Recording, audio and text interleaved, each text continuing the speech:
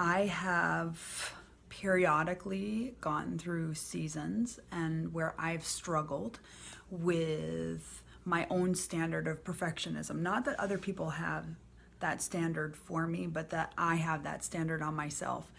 And some people would call it perfectionism, other people would call it control, self esteem issues, OCD.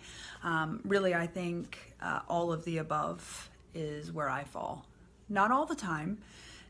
Really, to be honest, for the most part, it's not something that I deal with. But there are times and seasons where it's something familiar from my past, and it kind of creeps up, and it creeps up slowly, and then it jumps on me, and then I have to kind of battle it a little bit and get it under control.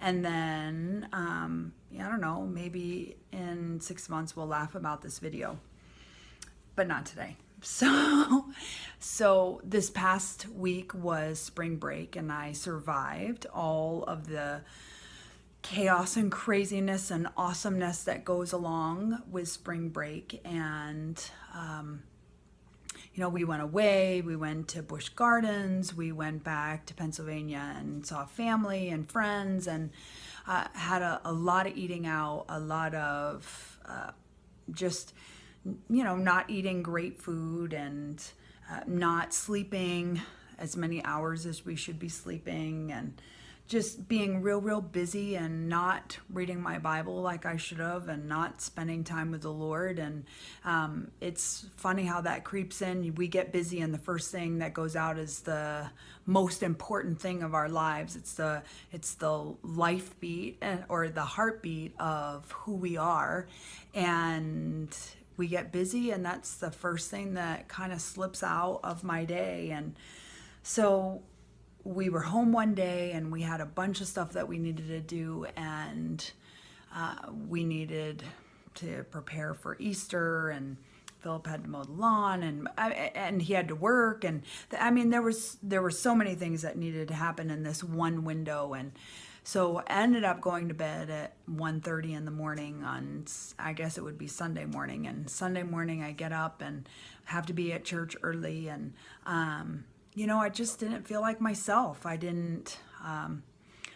I got dressed and did my hair, and I got Easter bangs, like those. So some people, you have to do something new and different for a holiday, so I decided to get bangs. And even though my hairdresser back home told me that I shouldn't get bangs because I don't like them, she's totally right, because I've had bangs for like 5 days, and I've pinned them, tucked them, curled them, straightened them, feathered them. I've done it all, and she's probably right. I'm gonna probably have them grown out by June, so enjoy them today. There you go. And but I just woke up and got dressed, and just, I don't know, like sometimes I just don't feel like myself. Some days I don't feel pretty, and to be honest, I feel a little chubby.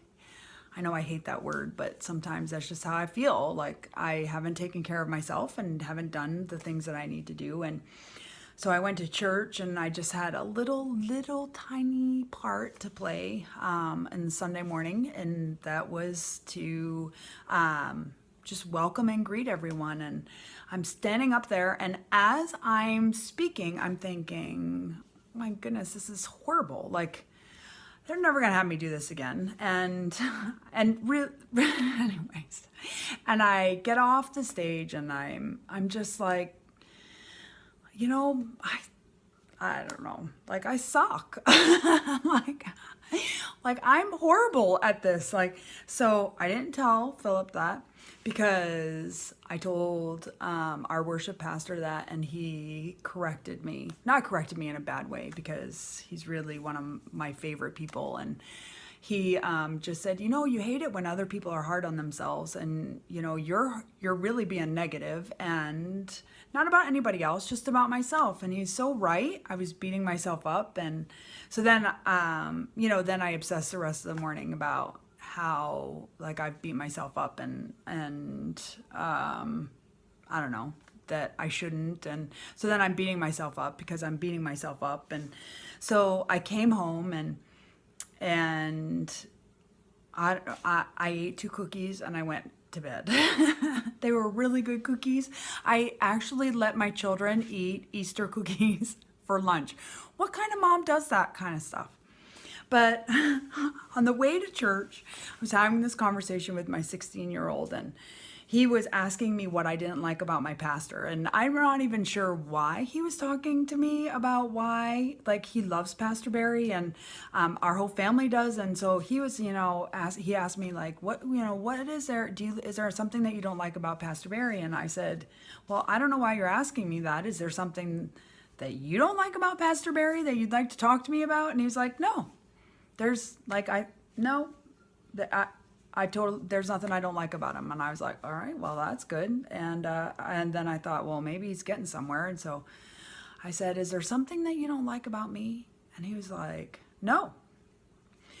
And I'm like, well, wait a minute. Like, are you sure? Like, there has to be something that drives you nuts about me. Like, I talk too much, or I do this, or like, I don't know, I make you brush your teeth too much. And I mean, really, on a side note, parents, like, make your kids brush your teeth, because grown-up adults don't want to look at all of that. And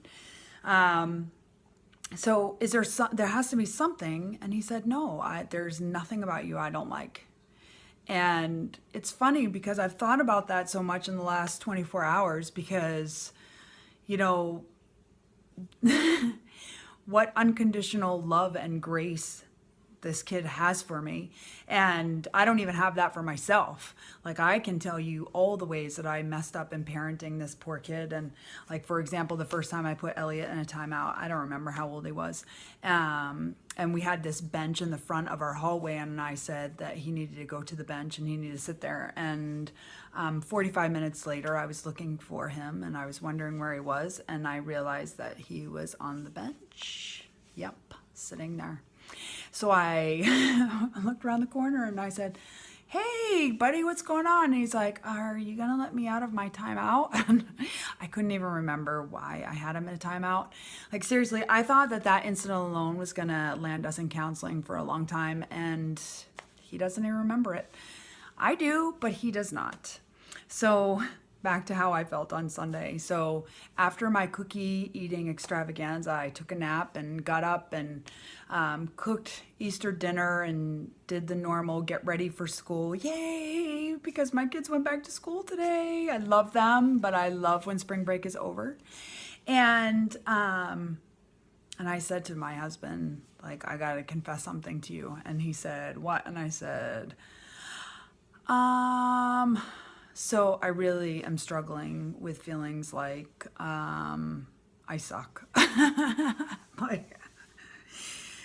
And I said, I listed off all the reasons and all the things that I feel like I do wrong and all the things that I don't feel like I do right, and ended with, like, I don't even know how God is ever going to use me in any of these areas of my life, like in regards to parenting, in regards to public speaking, and anything. Like, I think that I should just stay home and read books and never write and never do videos and, like, never put myself out there, because at the end of the day, sometimes I just feel like I'm just not living up to the standard that I have set for myself, which is perfection. Like, my standard of never making a mistake and doing everything well and doing everything amazing the first time. And I'm on this huge learning curve in so many areas, and it's not bad. They're not bad. It's not bad stretching. Like, I want to grow. I don't want to be the same, but sometimes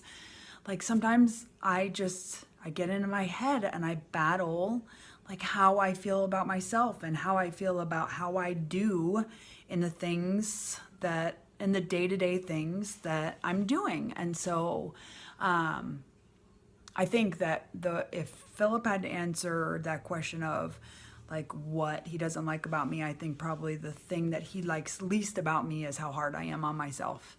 And it's just one of those things that I battle, and I do battle it because I know that it's not of the Lord, and I know that it's not something that God wants me to feel about myself and how I do things.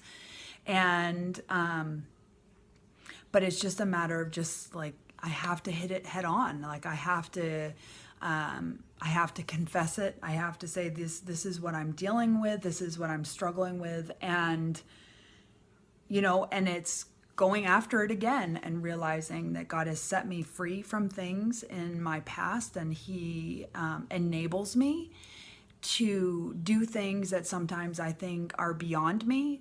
And well, really, I mean, there's so many things I think are beyond me that I'm doing, and I'm doing well. But if I do one thing wrong, like I beat myself and beat myself up. And so I know that it's just trusting that God is with me, and that his light will shine through me, and that perfection is not the goal. Perfectionism is not the standard, but obedience and listening to him and having a heart for him and asking for his leading and his discernment and direction, not only for me, but for my family and for everything that I put my hand to. And so that's really just been the last 24 hours for me. And at the end of all of it, what I take away from it is that, I can't be doing all that bad if my kid thinks that I am awesome. And I think my husband thinks that I'm good too. Yeah, he's swell. But it's knowing that we all struggle with things from time to time, and it's okay to be imperfect, and it's okay to struggle, and it's okay when people challenge you because they care about you and they're your friends, and they recognize that you're telling yourself something that really isn't even the truth. And so I don't really know how to end this on a positive note. I guess I could tell you a joke, but I don't really have one. Or I could show you my bangs, because they're really not going to be here much longer, because I don't really like them. I hope you guys have a good day. And I already worked out this morning. So next Sunday, when I get dressed and I get ready and I do my hair, I will not feel like I look chubby. Have a good day. Bye.